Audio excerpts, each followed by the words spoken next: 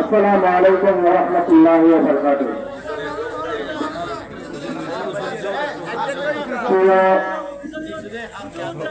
এলাকাবাসী, দূর দূরান্ত থেকে আগত সম্মানিত মেহমানবৃন্দ,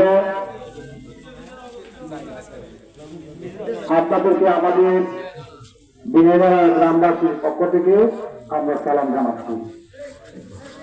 আপনারা জানেন আজকে আমাদের মাঠ থেকে আমাদের একজন প্রিয় মানুষ জনাব নূর মোহাম্মদ সওদাগর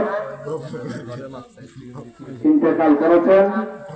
বেশ কিছুদিন ধরে উনি দুরারোগ্য রোগে উনি ভুগেছেন। ওনার 6টি মেয়ে এবং 5টি সন্তান, সৌভাগ্যবান ব্যক্তি। ওনার সন্তান সন্ততি যারা ছিলেন তারা অনেক চেষ্টা করেছেন।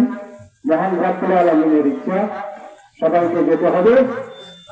নূর মোহাম্মদ সাহেব সেই পথে গেছেন, আমাদেরকে সেই পথে যেতে হবে।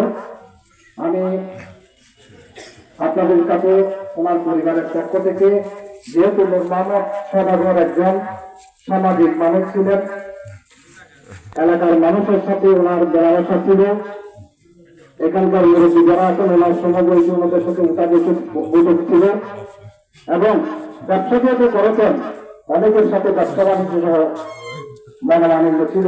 হয়তো কথাবার্তার মধ্যে বিভিন্ন ধরনের মাঝে মাঝে মনোমালিন্য থাকতে পারে। সেই কারণেই ওনার পরিবারের